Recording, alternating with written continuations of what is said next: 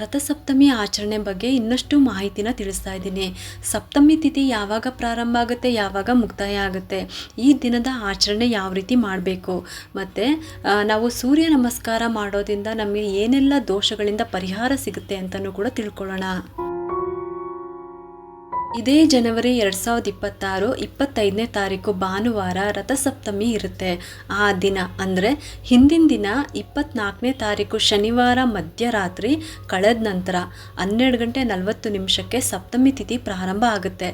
ಮತ್ತು 25ನೇ ತಾರೀಕು ರಾತ್ರಿ 11:10 ಮುಕ್ತಾಯ ಆಗುತ್ತೆ. ಉದಯ ತಿಥಿಯ ಆಧಾರದ ಮೇಲೆ ನಾವು ಭಾನುವಾರ 25ನೇ ತಾರೀಕು ರಥಸಪ್ತಮಿಯನ್ನು ಮಾಡಲಾಗುತ್ತೆ. ಇನ್ನು ಸ್ನಾನದ ಶುಭ ಮುಹೂರ್ತ ಅಂತಂದರೆ ಬೆಳಗಿನ ಬ್ರಾಹ್ಮಿ ಮುಹೂರ್ತದಲ್ಲಿ ಬೆಳಗ್ಗೆ ಸೂರ್ಯೋದಯಕ್ಕಿಂತ ಮೊದಲೇ ಎದ್ಬಿಟ್ಟು ನೀವು ಸ್ನಾನವನ್ನು ಮಾಡಬೇಕಾಗತ್ತೆ. ಇವಾಗ ಮಾಘ ಮಾಸ ಆಗಿರೋದ್ರಿಂದ ನಿಮಗೆ ಪ್ರತಿದಿನ ಮಾಡೋದಕ್ಕಾಗಿಲ್ಲ ಅಂತ ಅಂದ್ರೂ ಈ ಒಂದು ದಿನವಾದರೂ ಮಾಡಿ. ಕೆಲವರು ತೀರ್ಥಕ್ಷೇತ್ರಗಳಿಗೆ ಹೋಗ್ಬಿಟ್ಟು ನದಿ ಸ್ನಾನ ಮಾಡೋದಕ್ಕೆ ಪ್ಲಾನ್ ಮಾಡ್ಕೊಂಡಿರ್ತಾರೆ. ಈ ರೀತಿ ಮಾಡಿದ್ರೆ ಒಳ್ಳೆಯದೇ. ಆಗಲ್ಲ ಅಂತ ಅಂದರೆ ಮನೆಯಲ್ಲೇ ನೀವು ಮಾಡ್ಕೋಬೋದು. ಈ ದಿನ ಬೆಳಗ್ಗೆ ಸೂರ್ಯೋದಯ 7:10 ಅದಕ್ಕಿಂತ ಮೊದಲೇ ನೀವು ಸ್ನಾನವನ್ನು ಮಾಡಿರಬೇಕಾಗಿರುತ್ತೆ. ಹಾಗೆ ಮನೆಯ ಪೂಜೆ ಕೂಡ ಆಗಿರಬೇಕು. ಸೂರ್ಯೋದಯದ ಸಮಯಕ್ಕೆ ಸರಿಯಾಗಿ ನೀವು ಅರ್ಘ್ಯವನ್ನು ಕೊಡಬೇಕಾಗತ್ತೆ. ಈ ಒಂದು ಚಿಕ್ಕ ಕೆಲಸ ಮಾಡಿದ್ರೂ ಸಾಕು, ಸೂರ್ಯ ಭಗವಾನನ ಆಶೀರ್ವಾದ ಸಿಗುತ್ತೆ. ಒಳ್ಳೆ ಆರೋಗ್ಯ, ಒಳ್ಳೆ ಜೀವನ, ಸಂಪತ್ತು, ಸಮೃದ್ಧಿ ಎಲ್ಲ ಕೂಡ ಸಿಗುತ್ತೆ. ತುಂಬ ಎತ್ತರದ ಸ್ಥಾನಕ್ಕೆ ಬೆಳಿಬೇಕು ಅಂತ ಇದ್ದರೆ ಸೂರ್ಯನ ಅನುಗ್ರಹ ತುಂಬಾ ಮುಖ್ಯ ಆಗಿರುತ್ತೆ. ಹಂಗಾಗಿ ತಪ್ಪದೆ ಈ ರಥಸಪ್ತಮಿ ದಿನ ಸೂರ್ಯನ ಪೂಜೆ ಮಾಡೋದು, ಸೂರ್ಯೋದಯಕ್ಕಿಂತ ಮೊದಲೇ ಎದ್ದು ಸ್ನಾನ ಮಾಡೋದು ತುಂಬಾ ಮುಖ್ಯ ಆಗಿರುತ್ತೆ. ನಮ್ಮಲ್ಲಿ ಒಂದೊಂದು ದೇವತೆಗಳಿಗೆ ಒಂದೊಂದು ಪ್ರಿಯವಾಗಿರುತ್ತೆ. ಶಿವ ಅಭಿಷೇಕ ಪ್ರಿಯ, ವಿಷ್ಣು ಅಲಂಕಾರ ಪ್ರಿಯ, ಹಾಗೆ ಮಹಾಲಕ್ಷ್ಮಿ ಸ್ತೋತ್ರ ಪ್ರಿಯೆ, ಮತ್ತು ದುರ್ಗಾದೇವಿನೂ ಕೂಡ ಅಷ್ಟೇ ಸ್ತೋತ್ರ ಪ್ರಿಯೆ. ಹಾಗೆ ಸೂರ್ಯ ನಮಸ್ಕಾರ ಪ್ರಿಯ. ಸೂರ್ಯನಿಗೆ ಪ್ರತಿದಿನ ನಮಸ್ಕಾರ ಮಾಡೋದ್ರಿಂದ ನಮಗೆ ಒಳ್ಳೆ ಆರೋಗ್ಯ ಸಿಗುತ್ತೆ. ಇಷ್ಟು ಸುಲಭವಾದ ಕೆಲಸವನ್ನು ಪ್ರತಿಯೊಬ್ಬರು ಕೂಡ ಮಾಡ್ಕೊಳ್ಳಿ ಅಂತ ಕೇಳ್ಕೊತೀನಿ. ರಥಸಪ್ತಮಿ ದಿನ ಸೂರ್ಯನನ್ನು ಪೂಜೆ ಮಾಡೋದ್ರಿಂದ ನಮಗೆ ಬುದ್ಧಿವಂತಿಕೆ, ಸಂಪತ್ತು, ಖ್ಯಾತಿ, ಶಕ್ತಿ, ಒಳ್ಳೆ ಆರೋಗ್ಯ, ರೋಗಗಳಿಂದ ಮುಕ್ತಿ, ನಕಾರಾತ್ಮಕ ಶಕ್ತಿಗಳಿಂದ ರಕ್ಷಣೆ, ಇನ್ನೂ ಹೆಚ್ಚಿನ ಪ್ರಯೋಜನಗಳು ನಮಗೆ ಸಿಗುತ್ತೆ. ಹಂಗಾಗಿ ಇಡೀ ದೇಶಾದ್ಯಂತ ಈ ದಿನ ಸೂರ್ಯನಿಗೆ ಆರಾಧನೆಯನ್ನು ಮಾಡ್ತಾರೆ. ಅಲ್ಲದೆ ಈ ರಥಸಪ್ತಮಿಯ ಮಹತ್ವ ಏನು ಅಂತ ಅಂದರೆ ಸೂರ್ಯನ ಜನ್ಮ ದಿನೋತ್ಸವ ಅಂತ. ಇದ್ರ ಜೊತೆಗೆ ಸೂರ್ಯನ ರಥವು ಉತ್ತರ ದಿಕ್ಕಿನ ಈಶಾನ್ಯದ ಕಡೆಗೆ ಪ್ರಯಾಣ ಮಾಡುವಂಥ ಋತುಮಾಸದ ಬದಲಾವಣೆ ಅಂತ ಹೇಳ್ತಾರೆ.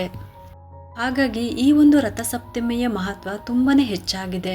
ಯಾರಿಗೆಲ್ಲ ರೋಗಗಳಿಂದ ಮುಕ್ತಿ ಸಿಗಬೇಕು, ಹೊಸ ಚೈತನ್ಯ ನಮಗೆ ಸಿಗಬೇಕು, ಆರೋಗ್ಯ ಚೆನ್ನಾಗಿರಬೇಕು ಅಂತ ಆಸೆ ಇದೆಯೋ ಪ್ರತಿದಿನ ಸೂರ್ಯ ನಮಸ್ಕಾರ ಮಾಡೋದು, ಸೂರ್ಯನಿಗೆ ಅರ್ಘ್ಯವನ್ನು ಕೊಡೋದು ಪ್ರತಿದಿನ ಮಾಡೋದಕ್ಕಾಗಿಲ್ಲ ಅಂತ ಅಂದ್ರೂ ಈ ರಥಸಪ್ತಮಿ ದಿನ ಆದರೂ ಮಾಡಲೇಬೇಕು.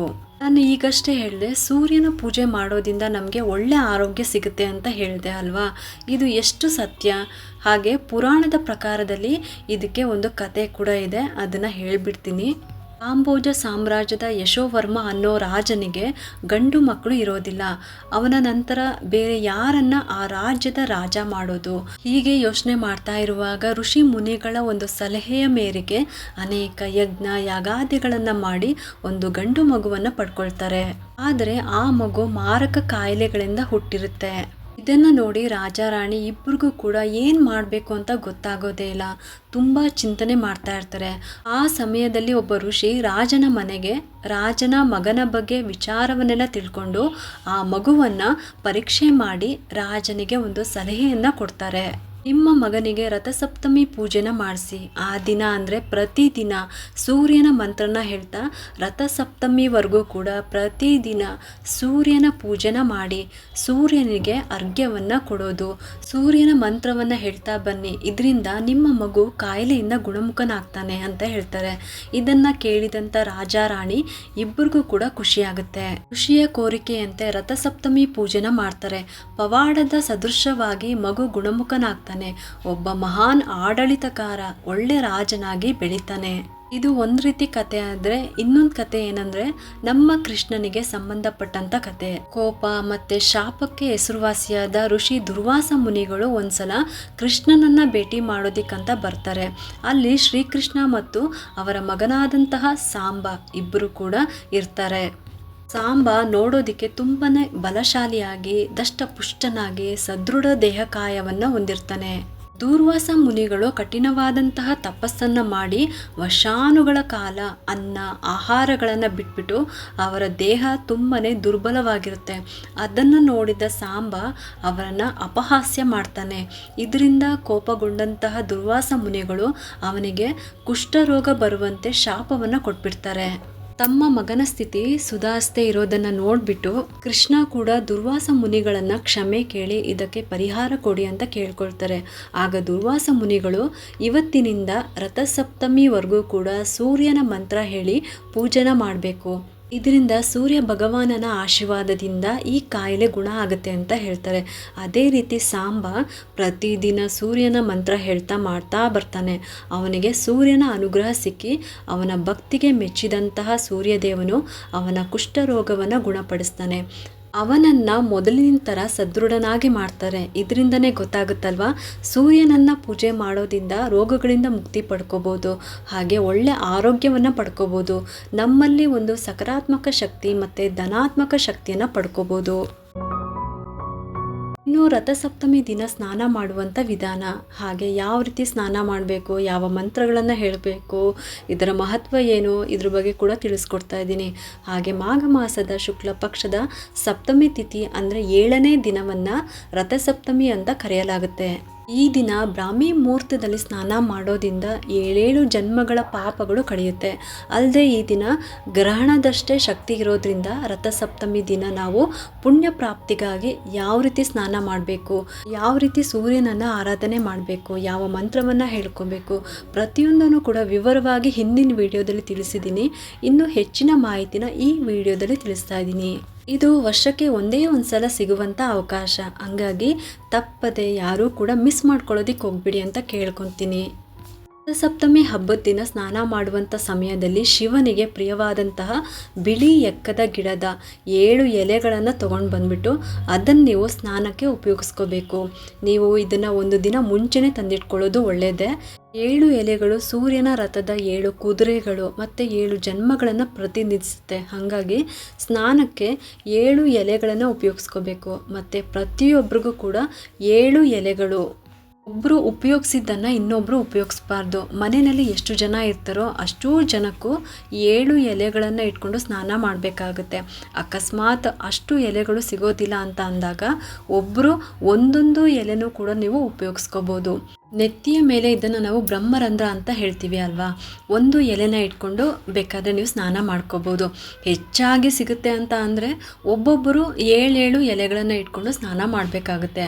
ಅಂದರೆ ನೀವು ಎಲೆಗಳನ್ನು ಇಟ್ಕೊಳ್ಳುವಾಗ ನೋಡಿ, ಅದು ಸೀದಾ ಇರೋದು ಮೇಲ್ಭಾಗಕ್ಕೆ ಬರಬೇಕು, ಮತ್ತು ಉಲ್ಟಾ ಇರಬಾರ್ದು, ತಲೆ ಮೇಲೆ ಇರಬೇಕು. ಎಲೆಯ ತೊಟ್ಟು ಹಿಂಭಾಗಕ್ಕೆ ಇರಬೇಕು, ತುದಿ ಮುಂಭಾಗಕ್ಕೆ ಬರಬೇಕು. ಮತ್ತು ಭುಜಗಳ ಮೇಲೆ 2, ತೊಡೆ ಮೇಲೆ 2, ಕಾಲುಗಳ ಮೇಲೆ 2, ಒಟ್ಟಾಗಿ 7 ಎಲೆನ ಇಟ್ಕೊಂಡು ಇನ್ನು ತಲೆ ಮೇಲೆ ಇಟ್ಕೊಂಡಿರ್ತೀರಾ ಅಂದರೆ ಆ ಎಲೆ ಮೇಲೆ ಸ್ವಲ್ಪ ಅಕ್ಷತೆಯನ್ನು ಹಾಕ್ಕೊಂಡು ಈ ಒಂದು ಮಂತ್ರವನ್ನು ಹೇಳ್ಕೋಬೇಕು. ಮಂತ್ರಗಳನ್ನು ಹಿಂದಿನ ವಿಡಿಯೋದಲ್ಲೂ ಕೂಡ ತಿಳಿಸಿದ್ದೀನಿ, ಹಾಗೆ ಈ ವಿಡಿಯೋದಲ್ಲೂ ಕೂಡ ತಿಳಿಸ್ತಾ ಇದ್ದೀನಿ. ಮೊದಲು ಗಂಗೆ ಮಂತ್ರವನ್ನು ಹೇಳ್ಕೋಬೇಕು. ಕೈಯಲ್ಲಿ ನೀರನ್ನು ಇಟ್ಕೋಬೇಕು, ಅಥವಾ ಜಗ್ನಲ್ಲಾದರೂ ಸರಿಯೇ, ಅಥವಾ ನಿಮ್ಮ 2 ಕೈಯ ಬೊಕ್ಸೆನಲ್ಲಾದರೂ ಸರಿಯೇ. ಗಂಗೆ ಚ ಯಮುನೆ ಚೈವ ಗೋದಾವರಿ ನರ್ಮದೆ ಸಿಂಧು ಕಾವೇರಿ ಜಲಸ್ಮಿನ್ ಸನ್ನಿಧಿಂ ಕುರು, ಈ ಥರ ಹೇಳ್ಕೊಂಡು ಆಮೇಲೆ ಆ ನೀರನ್ನು ನಿಮ್ಮ ತಲೆ ಮೇಲೆ ಹಾಕೋಬೇಕು. ನೀವು ನೀರನ್ನು ತಲೆ ಮೇಲೆ ಹಾಕೋವಾಗ ಈ ಮಂತ್ರವನ್ನು ಹೇಳ್ಕೊಳ್ಳಿ. ಆಮೇಲೆ ಆ ಎಲೆಗಳನ್ನೆಲ್ಲ ಒಂದು ಕಡೆ ತೆಗೆದಿಟ್ಬಿಡಿ. ಮನೆಯಲ್ಲಿ ಇರೋರ್ದು ಎಲ್ಲಾರ್ದು ಸ್ನಾನ ಆದಮೇಲೆ ಒಟ್ಟಿಗೆ ಒಂದು ಕವರ್ನಲ್ಲಿ ಹಾಕಿಬಿಟ್ಟು ಹೊರಗಡೆ ಹಾಕ್ಬೋದು. ವಯಸ್ಸಾಗಿರೋರು ಕೂಡ ಇದೇ ರೀತಿಯೇ ರಥಸಪ್ತಮಿ ದಿನ ಸ್ನಾನ ಮಾಡ್ಕೋಬೋದು. ಅಲ್ಲದೆ ಈ ರಥಸಪ್ತಮಿ ದಿನ ಭಾನುವಾರ ಆಗಿರೋದ್ರಿಂದ ರೆಡ್ಡು, ಆರೆಂಜು, ಯೆಲ್ಲೋ ಈ ಥರ ಈ ಬಣ್ಣದ ಬಟ್ಟೆನ ಧರಿಸ್ಕೋಬೋದು. ಸ್ನಾನ ಆಗಿದ ತಕ್ಷಣ ಈ ಥರ ನೀವು ಮಡಿ ಬಟ್ಟೆನ ಹಾಕೊಂಡ್ಬಿಟ್ಟು ಪೂಜೆನ ಶುರು ಮಾಡ್ಕೋಬೇಕಾಗುತ್ತೆ. ಆಮೇಲೆ ಸೂರ್ಯನಿಗೆ ಅರ್ಘ್ಯವನ್ನು ಕೊಡಬೇಕು. ಇದಂತೂ ಎಲ್ಲ ವಿಡಿಯೋದಲ್ಲೂ ಕೂಡ ತಿಳಿಸ್ತಾ ಇರ್ತೀನಿ, ಸಾಧ್ಯವಾದರೂ ಮಾಡಿ ಅಂತ ಕೇಳ್ಕೊತೀನಿ. ಇಲ್ಲ ನಮಗೆ ಮಾಡೋದಕ್ಕಾಗಲ್ಲ, ನಮಗೆ ಬರೋದಿಲ್ಲ ಅಂತ ಅಂದರೆ ಸೂರ್ಯನಿಗೆ ನಮಸ್ಕಾರ ಮಾಡ್ಕೊಳ್ಳಿ. ಪೂರ್ವಕ್ಕೆ ಮುಖ ಮಾಡಿ ನೀವು ನಿಂತ್ಕೊಂಡ್ಬಿಟ್ಟು ಸೂರ್ಯನನ್ನು ನೋಡ್ತಾ ನಮಸ್ಕಾರ ಮಾಡ್ಕೋಬೇಕು. ಸೂರ್ಯನ ಮಂತ್ರವನ್ನು ಹೇಳ್ಕೊಳ್ತಾ ಮಾಡಬೇಕು. ಪ್ರತಿದಿನ ಇದೇ ರೀತಿ ನಿಮ್ಮ ಓಜಸ್ಸು ತೇಜಸ್ಸು ನಮಗೆ ಸಿಗಲಿ, ನಿಮ್ಮ ಕಿರಣಗಳು ನಮ್ಮ ಮನೆಯನ್ನು ನಮ್ಮನ್ನು ಪ್ರವೇಶ ಮಾಡಲಿ, ನಮಗೆ ಹೊಸ ಚೈತನ್ಯವನ್ನು ಕೊಡಲಿ, ನಮ್ಮ ಮನೆಯಲ್ಲಿ ಮತ್ತು ನಮ್ಮಲ್ಲಿ ಸಕಾರಾತ್ಮಕ ಶಕ್ತಿಯನ್ನು ಹೆಚ್ಚು ಮಾಡಲಿ ಅಂತ ಕೇಳ್ಕೊಳ್ತಾ ಪ್ರಾರ್ಥನೆ ಮಾಡ್ಕೊಳ್ಳಿ. ಹಾಗೆ ಪ್ರತಿದಿನ ಹೀಗೆ ನಮಗೆ ದರ್ಶನ ಭಾಗ್ಯ ಸಿಗ್ತಾ ಇರೋದಕ್ಕೆ ಉತ್ಪೂರ್ವಕ ಧನ್ಯವಾದಗಳು ಅಂತ ಹೇಳ್ಕೊಳ್ತಾ ಈ ಒಂದು ಕೃತಜ್ಞತೆಯನ್ನು ಕೂಡ ಹೇಳ್ಕೋಬೇಕು. ಭಾನುವಾರ ಆಗಿರೋದ್ರಿಂದ ಗೋಧಿಯಿಂದ ಮಾಡಿದ ನೈವೇದ್ಯವನ್ನು ಮಾಡ್ಬೋದು. ಗೋಧಿ ಹುಗ್ಗಿ, ಗೋಧಿ ಪಾಯಸ, ಈ ರೀತಿ ಗೋಧಿ ನುಚ್ಚಿನಿಂದ ಮಾಡಿದಂತಹ ಪದಾರ್ಥಗಳನ್ನು ನೈವೇದ್ಯ ಮಾಡಬೇಕು. ಅಕಸ್ಮಾತ್ ನಿಮಗೆ ಗೋಧಿ ನುಚ್ಚು ಸಿಕ್ಕಿಲ್ಲ ಅಂತ ಅಂದರೆ ಸಿಹಿ ಪೊಂಗಲ್ನ ಮಾಡ್ಬೋದು, ನೈವೇದ್ಯ ಮಾಡ್ಬೋದು. ಇವಾಗೆಲ್ಲರೂ ಕೂಡ ಸಂಕ್ರಾಂತಿ ಹಬ್ಬದ ದಿನ ಮಾಡ್ಕೊಂಡಿರ್ತೀರಾ. ಅದೇ ರೀತಿನೇ ನೀವು ರಥಸಪ್ತಮಿಯಲ್ಲೂ ಕೂಡ ನೀವು ಸೂರ್ಯನಿಗೆ ಪೂಜೆನ ಮಾಡಬೇಕಾಗುತ್ತೆ. ಇದಿಷ್ಟು ಕೂಡ ರಥಸಪ್ತಮಿಯ ಆಚರಣೆಯನ್ನು ಯಾವ ರೀತಿ ಮಾಡಬೇಕು, ಯಾವಾಗ ಶುರು ಆಗುತ್ತೆ, ಯಾವಾಗ ಮುಕ್ತಾಯ ಆಗುತ್ತೆ, ಮತ್ತು ಸ್ನಾನವನ್ನು ಯಾವ ರೀತಿ ಮಾಡ್ಕೋಬೇಕು, ಯಾವ ಯಾವ ಮಂತ್ರವನ್ನು ಹೇಳ್ಕೋಬೇಕು ಅಂತಲೂ ಕೂಡ ಈ ವಿಡಿಯೋದಲ್ಲಿ ಸಂಪೂರ್ಣವಾಗಿ ತಿಳಿಸಿದ್ದೀನಿ. ಇನ್ನೂ ಹೆಚ್ಚಿನ ಮಾಹಿತಿ ಬೇಕಾದರೆ ಕಮೆಂಟ್ ಮೂಲಕ ತಿಳಿಸಿ, ನಾನು ತಿಳಿಸ್ತೀನಿ ಅಂತ ಹೇಳ್ತಾ ಈ ವಿಡಿಯೋನ ಮುಗಿಸ್ತಾ ಇದ್ದೀನಿ. ಈ ಉಪಯುಕ್ತ ಮಾಹಿತಿ ನಿಮ್ಗೆ ಇಷ್ಟ ಆಗಿದ್ರೆ ಒಂದು ಲೈಕ್ ಮಾಡಿ, ಶೇರ್ ಮಾಡಿ ಮತ್ತು ಸಬ್ಸ್ಕ್ರೈಬ್ ಮಾಡಲು ಮರಿಬೇಡಿ. ಯಾಕಂದರೆ ನೀವು ಮಾಡೋ ಒಂದು ಸಬ್ಸ್ಕ್ರೈಬಿಂದ ನಮ್ಮಂತಹ ಸಣ್ಣ ಸಣ್ಣ ಚಾನಲ್ಸ್ಗೆ ಒಂದು ಸಪೋರ್ಟ್ ಮಾಡ್ದಂಗೆ ಆಗುತ್ತೆ. ಮತ್ತೆ ಸಿಗ್ತೀನಿ ಮುಂದಿನ ಹೊಸ ವಿಡಿಯೋದೊಂದಿಗೆ ಅಂತ ಹೇಳ್ತಾ ಈ ವಿಡಿಯೋನ ಮುಗಿಸ್ತಾ ಇದ್ದೀನಿ. ಸರ್ವೇ ಜನ ಸುಖಿನೋ ಭವಂತು.